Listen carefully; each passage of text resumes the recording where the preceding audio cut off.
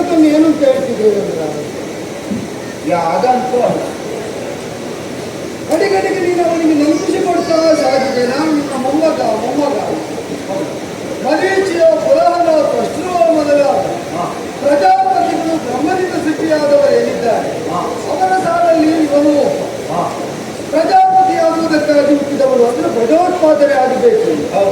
ಸಮರ್ಪಕವಾಗಿ ಆ ಪರಂಪರೆ ಮುನ್ನಡೆಯದೇ ಇದ್ದಾಗ ಮೈದುನದ ಮೂಲಕ ಸೃಷ್ಟಿ ಸಾಧ್ಯವಾಗುತ್ತದೆ ಅಂತ ಲೋಕಕ್ಕೆ ತೋರಿಕೊಟ್ಟ ಹೆಗ್ಗಳಿಕೆ ಪ್ರಸೂತಿಗೆ ಅಭಿಯನಿಸಿದಂತಹ ಇವನಿಗೂ ಅದು ಬಿಟ್ಟರೆ ಜ್ಞಾನ ಸಂಪರ್ಕ ಬಂದು ಮರೀಚ ಬ್ರಹ್ಮನಿಂದ ಪ್ರವರ್ತಿತವಾದ ಇದನ್ನು ಬೈದು ಬಂಧಿಸಿದ್ರಲ್ಲ ಸುಮ್ಮನೆ ಹೂವಾಕಿದ್ದು ಬಿಟ್ಟರೆ ಆಕ್ಷೇಪ ಮಾಡಲಿಕ್ಕೆ ಏನಾಗಲಿಲ್ಲ. ಓದಿದಷ್ಟು ಸ್ವಲ್ಪ ಮಾತಾಡಿದ್ದೆ ದೇವರು, ಅದಕ್ಕಿಂತ ಹೆಚ್ಚು ಮಾತಾಡಲಿಕ್ಕೆ ಇಷ್ಟತೆ ಉಂಟಲ್ಲ ಅವನಿಗೆ. ದುರ್ಜನರಾದವರನ್ನು ಪ್ರಥಮದಲ್ಲೇ ನಮಿಸಿ ಅವನನ್ನು ಸಮಾಧಾನಗೊಳಿಸುವುದಕ್ಕೆ ನೀವೊಂದು ವಿಫಲ ಯತ್ನ ಮಾಡಿದ್ರು. ಆದರೆ ನೀವು ಕೊಟ್ಟ ಮುನ್ನಡೆ ಅವನಿಗೆ ಸಾಕಾಗಲಿಲ್ಲ. ಅವನ ದೌರ್ಜನ್ಯ ಮೇರೆ ಮೀರಿ ಹರಿಯಿತು.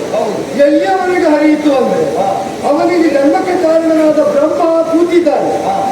ಈಗ ನಾನು ಅಧ್ಯಕ್ಷನಾಗಿರುವ ಸಭೆಯಲ್ಲಿ ಸಭಾಸದನಾಗಿ ಸಾಮಾನ್ಯನಾಗಿ ಕುಳಿತದ್ದು ತನ್ನ ಪಿತನೂ ಹೌದು ಎಂಬುದನ್ನು ಅರಿಯದೆ ಈ ಸಭೆಯನ್ನೇ ನಿಂದಿಸ್ತಾ ನನ್ನ ಅಧ್ಯಕ್ಷತೆಯನ್ನು ಭಂಗಿಸುವುದಕ್ಕೆ ತೊಡಗಿದ್ದ.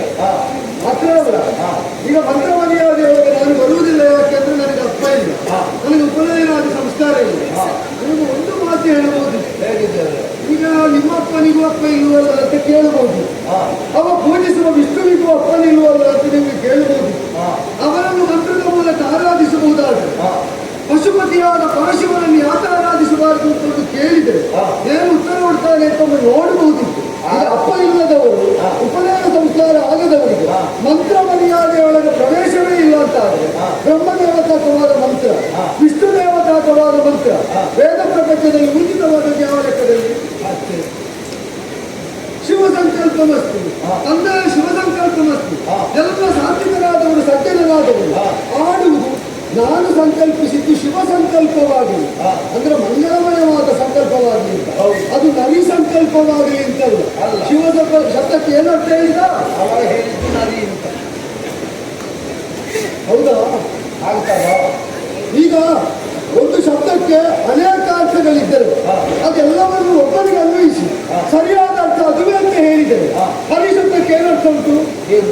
ನಂಗೆ ಅರ್ಥ ಉಂಟು ಅರ್ಥ. ಹೌದು, ಶ್ರೀಹರಿ ಅಂತ ನೀವು ಕರೆಯುವುದು ಶ್ರೀಮಂಗ ಅಲ್ಲ. ಮತ್ತೆ ಅದನ್ನು ಹೋಗಿ ನಾರಾಯಣ ಸ್ವಾಮಿ ಎದುರಿಗೆ ಹೇಳಿದ್ರೆ ಇವನಿಗೆ ತಲೆ ಇರಲಿಕ್ಕೆ. ಹಾಗಾದರೆ ಶಬ್ದಕ್ಕೆ ಅರ್ಥಾಂತರ ಉಂಟು ಎಂಬುದರಿಂದ ಪೂಜ್ಯವಾದದ್ದನ್ನು ಅಪೂಜ್ಯವಾಗಿ ಕಂಡ, ಪೂಜನೀಯವಾದದ್ದಕ್ಕೆ ಪೂಜೆ ಸಲ್ಲದಂತೆ ತಡೆಯುವುದಕ್ಕೆ ಯತ್ನಿಸಿದ. ಅದರ ಪರಿಣಾಮ ನೋಡು.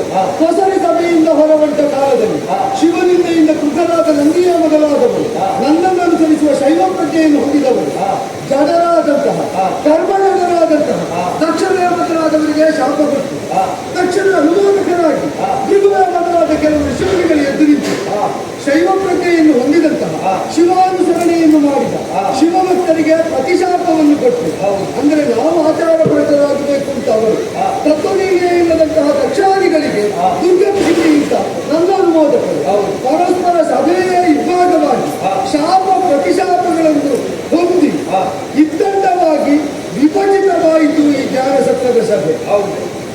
ನನಗೆ ಇಲ್ಲಿ ಅಧ್ಯಕ್ಷನಾಗುವುದಕ್ಕೆ ಅರ್ಹತೆಯನ್ನು ಕಂಡರಿಸಿದ್ದು ಇವನ ಅಪ್ಪನಿಂದ ಇವನ ಜೊತೆಯೇ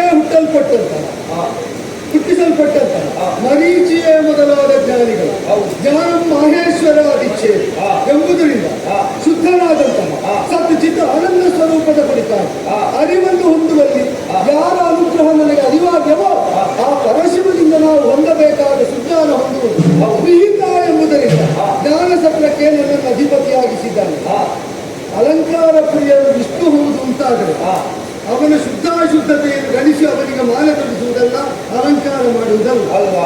ನಮಸ್ಕಾರ ಪ್ರಿಯನು ಸೂರ್ಯ ಹೌದು ಅಂತಾದರೆ ಅವನು ಎಷ್ಟು ಸಲ ದಿವಸಕ್ಕೆ ಸ್ನಾನ ಮಾಡ್ತಾನೆ ಅಂತ ಇಲ್ಲಿ ಲೋಕದಲ್ಲಿ ಸೂರ್ಯ ನಮಸ್ಕಾರ ಮಾಡುವುದಲ್ಲ. ಖಂಡಿತ ಅಲ್ವಲ್ಲ?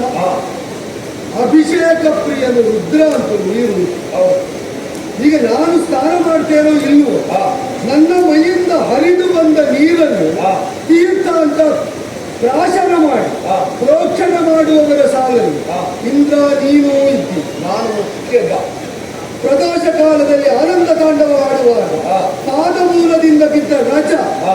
ಧೂಳಿನ ಕಣ ಹೌದು. ಅದನ್ನು ಶಿರದಲ್ಲಿ ಧರಿಸಿದರೆ ಹಾ. ತ್ರಿವಿಷ್ಟ ಅಬಾಧಿತ ಎಂಬ ಭಾವದಲ್ಲಿ ಹಾ. ಸದಾ ಸರ್ವದಾ ನೀನು ಆರಾಧಿಸ್ತಾ ಬಂದವನಿಂದ ಹೌದು.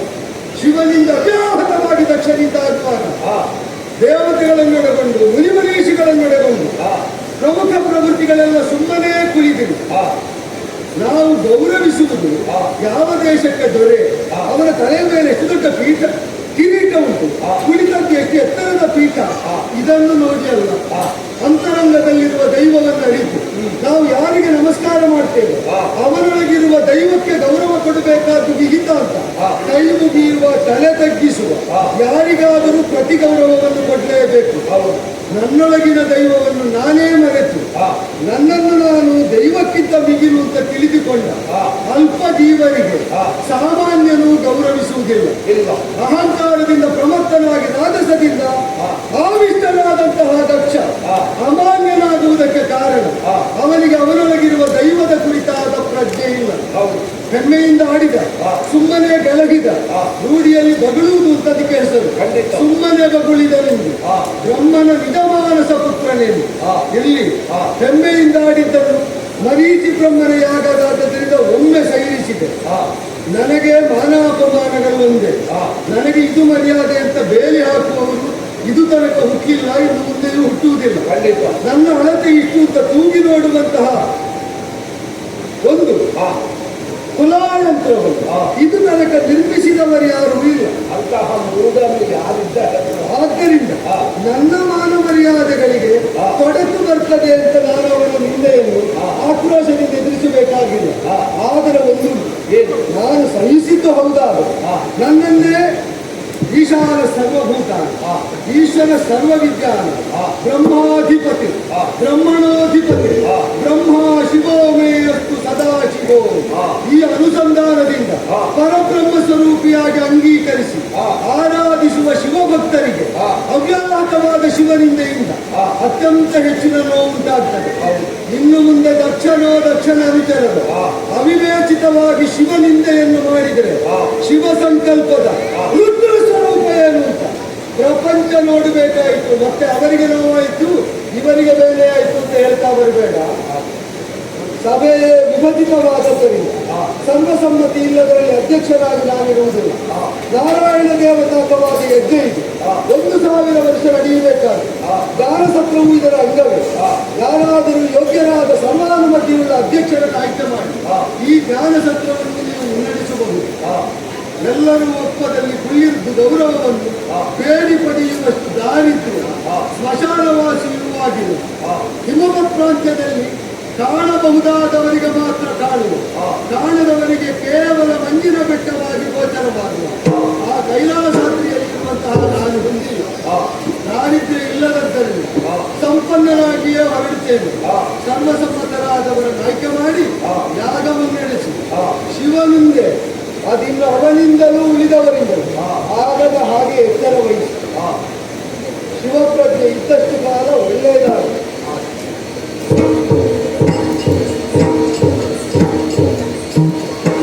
ದೇವತೆಗಳೇ, ನೋಡಿದ್ದೀರಾ? ಲೋಕಕ್ಕೆ ಪೂರಕವಾಗಬೇಕಾದಂತಹ ಜ್ಞಾನ ಪತ್ರವು ಅರ್ಥದಲ್ಲಿ ಮಾರಾಟವಾಗಿ ಹೋಯಿತು. ಒಂದಂತೂ ಸ್ಪಷ್ಟ, ಭವಿತವ್ಯದಲ್ಲಿ ಯಾವುದೋ ಒಂದು ಅಘಟಿತವಾದಂತಹ ಘಟನೆ ಘಟಿಸುವುದಕ್ಕಿದೆ ಎನ್ನುವುದೇ ಅರ್ಥ. ಏನೇ ಇರಲಿ ಅದರ ಪ್ರತಿಷ್ಠೆ